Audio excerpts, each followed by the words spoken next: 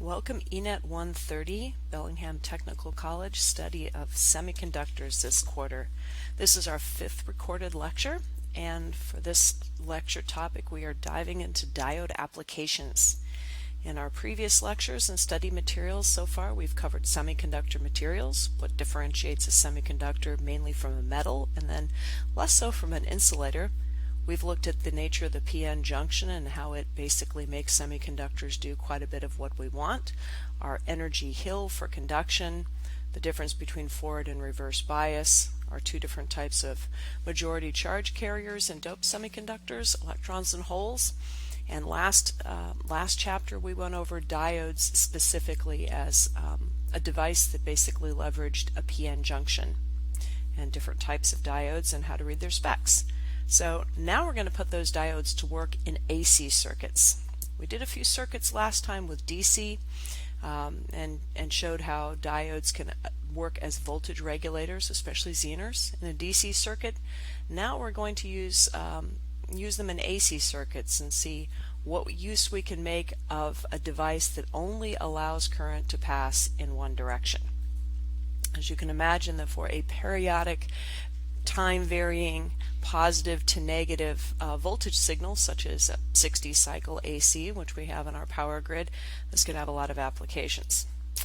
So main uses that we'll go over for diodes in AC circuits are going to be rectification, which is basically transformation of AC, neutral AC, in other words an AC periodic signal that has the same amount of time above and below the 0 point in the voltage axis, and transforming that to all positive or all negative.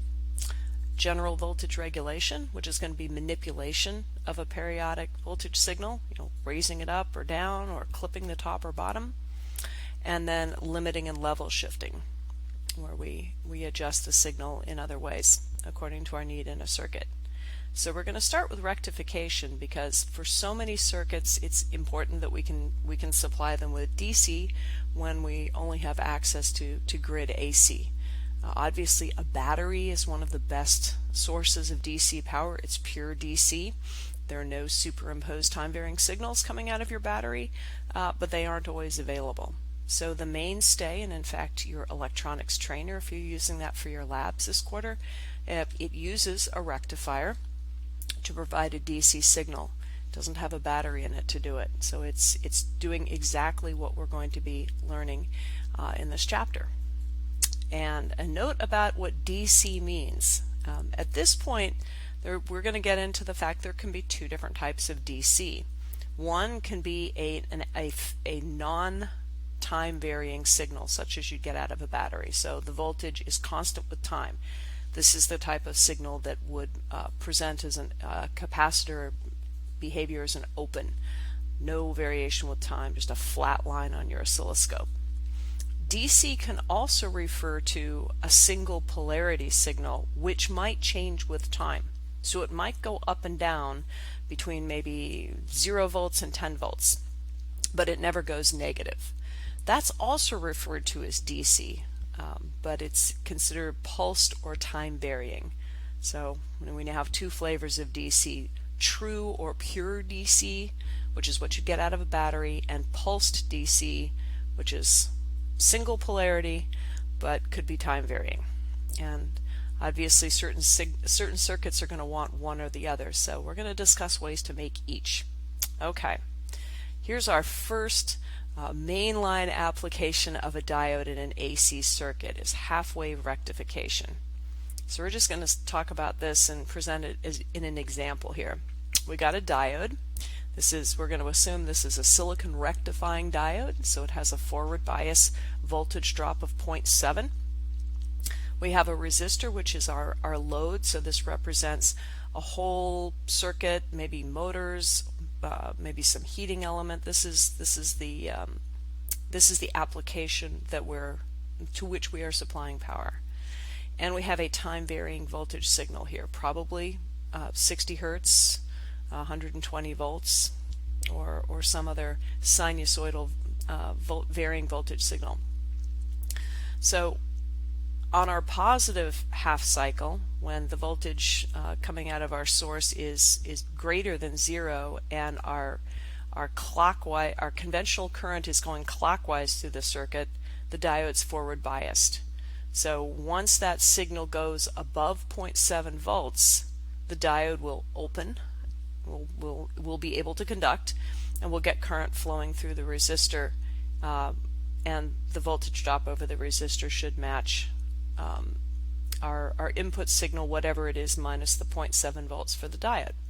Because once we overcome forward bias, we're going to assume in this case that the diode doesn't have any significant bulk resistance of its own. So it's just going to act as a valve, a voltage control valve. So once it sees its forward bias voltage, it just conducts like crazy. Negligible resistance. Now, when our periodic signal here swings negative, the negative half cycle, this diode's in reverse bias, so no current flows. So we're going to literally chop off half of each of the full cycle period. So we're going to go to Tina now and see how that works. So I've opened up my Tina simulator, which is the same that you are probably using in your labs, and I have two circuits here. These are both half-wave rectifiers, and one it has smoothing and the other doesn't. So we're going to start with this top circuit that has no smoothing. So I start at ground, and now I have a 5-volt peak, 60 hertz sinusoidal voltage signal. Actually, from this you can only tell it's time varying. So I'm going to right click on it, double click on it, go to properties. I'm going to check to make sure I have the right kind. So this is the properties selector on my Tina time varying voltage source. So I'm looking at my signal type. It tells me I have a sine wave. I can click on that and open up my signal type selector. Yep, I have picked a sine wave. I could have picked any number of other waveforms, square wave, triangular wave, but I picked a sine wave. And yes, the amplitude is indeed 5 volts. My frequency is 60 hertz, and I haven't shifted the phase. So that means the sine wave is going to start at zero time. It's going to follow the sine function. Okay, just making sure that I didn't mislabel it. I have a typical rectifying diode, the 1N4001, which you might be using in your labs, and I have a 1 kilo ohm load that represents the rest of my circuit that I'm powering, and I have and I will show you where it is over here, I have the voltage node measurement tool. So I've placed a little voltage measurement test point here right above the load resistor, so I'm going to be able to measure the voltage drop over the load. So I'm going to see what the load is being supplied with in terms of voltage. So let's see what's going on in this circuit. Now, because it's AC and I want to look at it as if I'm looking at an oscilloscope, I'm going to go up to my analysis and I'm going to go to transient. And I'm going to open that, and it's going to say, when do you want to, because it's transient, it's only going to display over a certain time. So it's going to start by asking me, when do you want to start? When in time do you want to start? And I'm going to say, well, I want to start at 0 seconds because I want to see the whole waveform, and I've not added a phase angle, and it said, when do you want to stop? So it's asking me for the time period that I want to look at. So I picked 40 milliseconds because that's going to give me a couple of cycles. So a 60 hertz frequency signal is going to have a period of just under about 20 milliseconds. So this will give me a couple of periods, and that'll give me a chance to see what's going on, if there's any time varying action going on period to period. And I have a little checkbox that says draw the excitation. I can do that or not do that. I'll go ahead and check it, and I'll hit OK, and wow, boy, did I get a lot of signals there. How in the world could there be that many signals coming from this one circuit? Well, as it turns out, Tina's transient analysis will model every circuit you have in your workspace. So as it turns out, I have a second circuit here. And lucky for me, I was pretty careful about labeling all of the voltage node test points. So I can go in to View, Show and Hide Curves, and I can hide all the curves from the circuit that I'm not concerned with. We'll be looking at that one later. So I'm only going to look at the output of my 5-volt peak 60 Hertz source, which is powering my half-wave rectifier, and my test point A over my load. And this looks a lot more reasonable. So I blow this up, and I can put a legend so I can keep track of what's what. Okay, so here we go. Our sort of violet waveform is our sinusoidal input, and we can see it's going between, it's got a 5-volt amplitude, 5-volt peak, 10-volt peak to peak, starting at 0, 60 Hertz, and here's my test point A. So I've now highlighted in red. That's what the load is seeing. If I blow up over at the edge, I can magnify my waveform a little bit. I can see that getting started, the load doesn't really see much. There's this kind of almost nearly flat line until we reach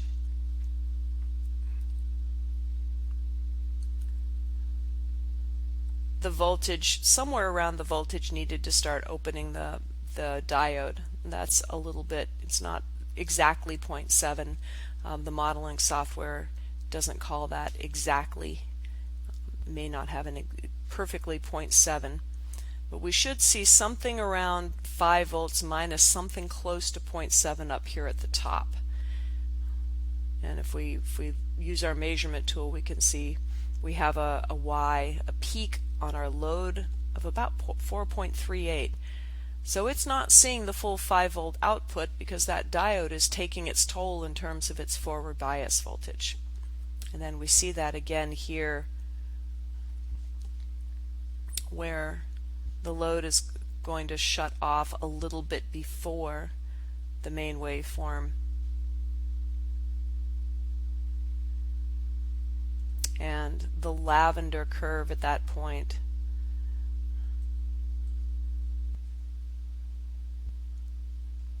should then be at about 0.7 above, or at least the same amount as it was before. It's coming a little bit above. So we don't get the full voltage output at the bottom either. So we have a little bit skinnier forward pulse and shorter because we're effectively paying a toll to that forward bias to open the diode. I will make a note that Tina is modeling the real behavior of that diode, so this is a fairly extensive simulation. I cannot explain to you offhand why we have the closer to the 0.7 offset at the top and not at the bottom. There could be a modeling of that bulk resistance in the diode, and that would definitely account for the difference here because we don't have as much current down here near the x-axis.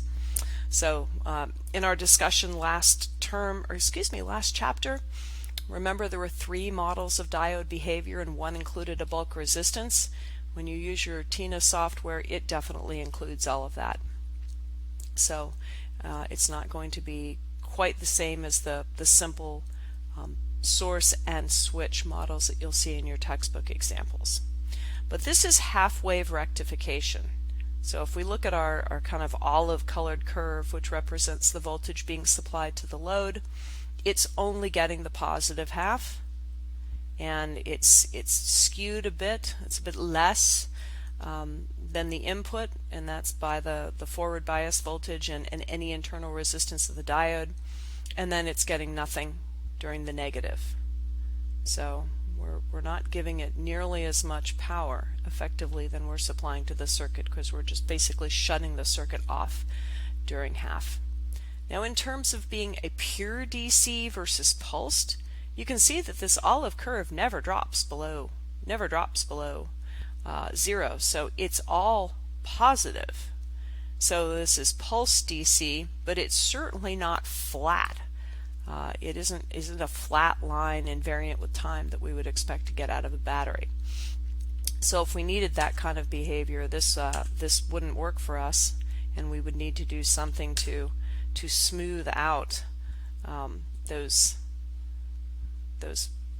points in which the signal is zero. We would want to basically have something that could supply voltage going to connect the peaks, and we will use a capacitor for that later on in a smoothing circuit. So we'll go back to our textbook, and we can see that Mr. Fiore has shown us basically the same thing we saw with Tina. He starts with a perfect diode that doesn't have a forward bias, where we would take exactly the entire forward half of our input waveform. And then he goes on and shows us something much more like what we saw in our model, where we're having to pay that forward bias and internal resistance toll, and we get a little bit of less voltage over our load.